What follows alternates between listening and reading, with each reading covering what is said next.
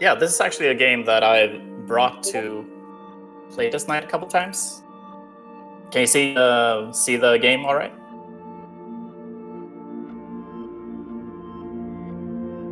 Yep, looks good. Perfect. Cool. Yes. Yeah. So this like current iteration is actually like the result of a couple of Playtest nights and feedback from those. So the game, I guess I'll just jump into the game right away, and I can get into some of like I wanted to like share some of the changes I made as a result of like the feedback I got from these Playtest nights.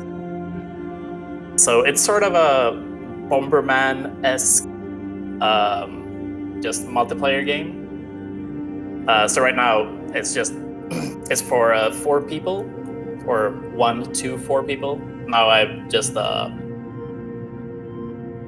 joined with every single player on my own keyboard. But the sort of main mechanic that you're using is you have a laser that you can fire. Looks like that. And you have these mirrors that it's gonna reflect the laser. So you sort of have to figure out these different sort of paths to kill your enemies and achieve victory. And when I brought this to Playtest night, got some really good feedback. So one of the first things I like realized just looking at people play is that there was no real incentive of like taking any risks or like moving around the map.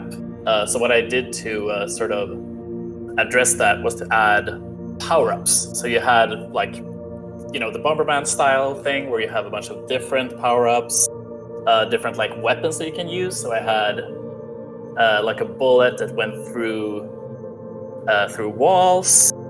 I had like a remote turret that was kind of complicated to use.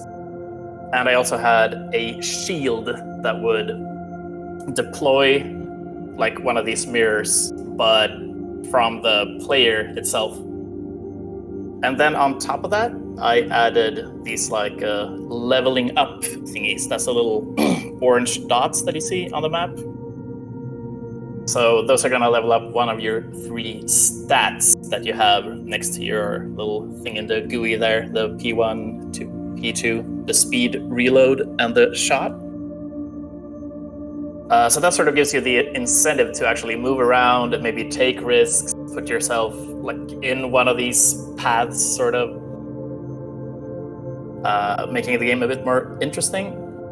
And then as I kept playtesting it with people, I started realizing that like some of those power-ups that I added weren't really that much fun to play with. Like the thing that goes through walls, that was kind of just fighting against the core mechanic, which is the mirrors. The mirrors is sort of what makes the game fun, in my opinion. So what it came down to is that I kept the boosts, like the stat boost thingies. People thought it was fun. Like you move kind of slow in the beginning, and then when you're at full speed, you move really fast. Your bullet comes back really fast. You can fire fast. You can also your shot goes pretty fast as well. So it's kind of fun to do that, get that like progression in one game. However, one of the power-ups actually was really fun to use, and that was the shield. So it's gonna look like this if you use it.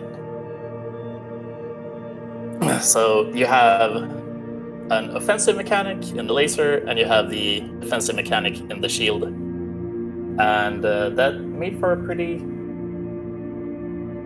interesting game in the end. So I'm very happy with like the result of the feedback and stuff.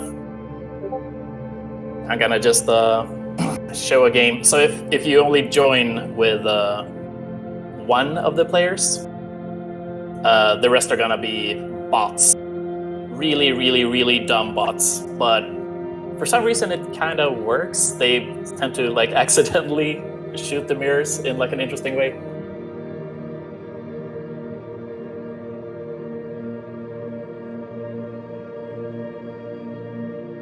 And also another sort of result of the playtest nights is the lack of a menu. So when we had the playtest nights, like people would jump in and out of the game, like you had to figure out like a good way of joining. If you ever played something like Smash Bros, you know how much of a sort of hassle that can be. Just getting everybody in the actual game in a good way, and like the classic, wait, who am I? That sort of thing. So that's why I added this sort of lobby-ish system where you can sort of, you have to take control of your character to be able to even join the game at all. So the idea is that you sort of already know how to play the game before it started. And yeah, the bot just beat me, so maybe they're not. Oh, that's an interesting bug. It just called me the winner, even though I just lost. That's great. I just tested my own game in a good way. Yeah, so this is like the sort of lobby that takes you into the game, and where you end up after the game, any like match is finished.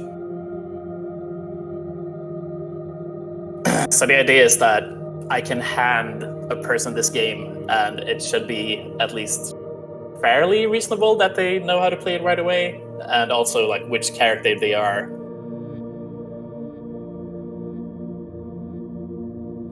Very cool. Yeah. Is that it for the demo, maybe? I mean, you have another like 2 minutes or so, but I'm just wondering, are you going to be testing this tonight? I know it's local multiplayer. Sadly it's local multiplayer only. It's definitely the most requested feature, but the game kind of is like uniquely ill-suited for online multiplayer. I've been researching this subject a lot. And I'm not suggesting anyone just throw in online multiplayer. No, not at all. Yeah. The thing is, I would love to have it, but actually some of the game mechanics are hooked into the beat of the music, which I think you can't hear right now, right? So having like music synced over network seems like a full-on nightmare. And on top of that, everything's randomized. How are the levels made? Are they randomly generated every time or something? They're created in my map editor, which is just strings in the code. I can actually maybe switch to that. It's sort of interesting, maybe. That's cool. So it's a different. Sometimes it's a different map every time you play. Or? Yes, and that's also random. I love the effect when you shoot somebody with the panels going to them is just so cool. I really like that for some reason. And again, that's actually also right from Playtest Night feedback. Like, where did you even come from? Like, how could you hit me from there? So I decided to just show it